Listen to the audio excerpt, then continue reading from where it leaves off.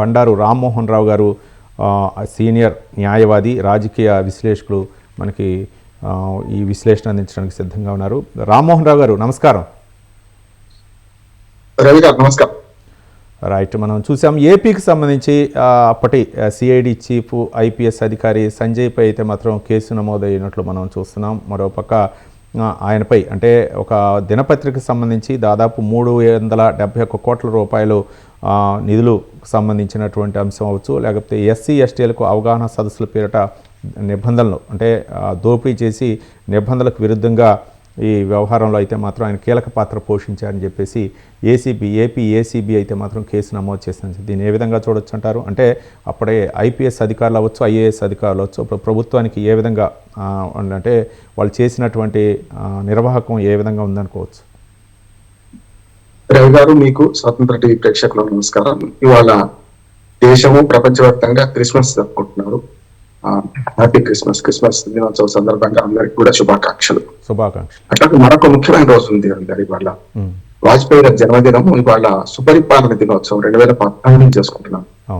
Good governance day అంటాం మనం. ఎందుకంటే దీనికి మీరు చెప్పిన లింక్ అయింది నేను అంటున్నాను. ఎందుకంటే ఇవాళ వాజ్పేయి గారి పుట్టినరోజు, అట్లాగే సుపరిపాలన దినోత్సవం చేసుకుంటాం. నిన్నగాక మొన్న 23 నాడు పివి నరసింహారావు గారి వర్ధంతి కూడా జరుపుకున్నాం. అంటే రెండింటి రిలేట్ ఏం చేస్తున్నానంటే పివి నరసింహారావు గారు ఓ రకంగా వాజ్పేయి గారి గురువు. అంటే ప్రభుత్వాలు శాశ్వతము, పార్టీలు శాశ్వతం కాదనడానికి ఇద్దరు మంచి ఉదాహరణ. ఇద్దరు వేరు వేరు పార్టీ చూశారు కదా. అందుకని నేను ఐఏఎస్ ఆఫీసర్ల ముందుకు వచ్చే ముందు ఒక ముచ్చట చెప్తున్నా. ఎందుకంటే ప్రభుత్వాలు శాశ్వతము, పార్టీలు శాశ్వతం కాదనడానికి మంచి ఉదాహరణ.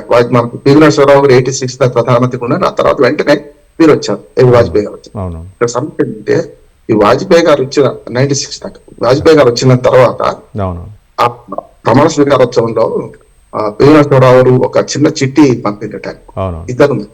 ఏమనంటే సామాన్ తయారు హాయ్ అని, అంటే పోఖ్రాన్ అణు పరీక్ష కోసం రెడీ ఉన్నామని చెప్పి ఆ తర్వాత ఆయన చెప్పారు. ఎందుకు చెప్తున్నానంటే ప్రభుత్వాలు మారగానే విధానాలు మారవద్దు అనడానికి మంచి ఉదాహరణ రాష్ట్రానికి చెప్తాను నేను.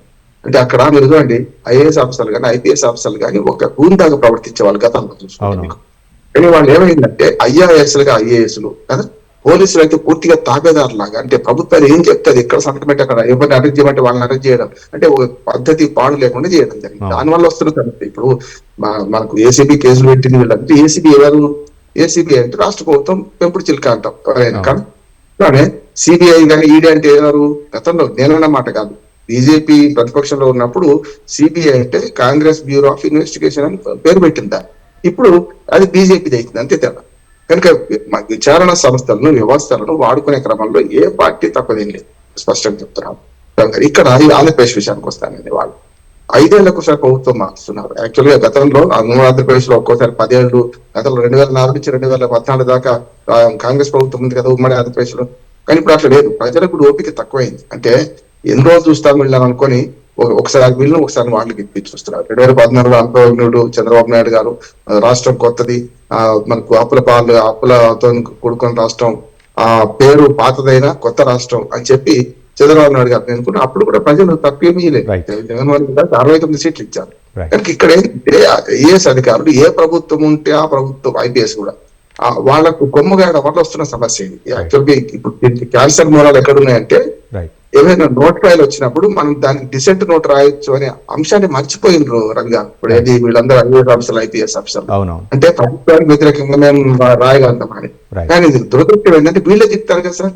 ఇప్పుడు ఏదైనా తప్పు జరిగితే గతంలో రాజశేఖర రెడ్డి గారి ప్రభుత్వంలో ఎవరు పోయింది జైలుకు? రాజశేఖర రెడ్డి గారు పోలే, సరే బతికిపోయాడు అనుకోండి. రామ్మోహన్ రావు గారు, అంటే ఒక వయస్సు ముందు వయస్సు తర్వాత జరిగినటువంటి పరిణామాలు చూసుకుంటే చాలా మంది ఐపీఎస్ ఐఏఎస్లు కూడా చాలా మంది కేసులు లేదు.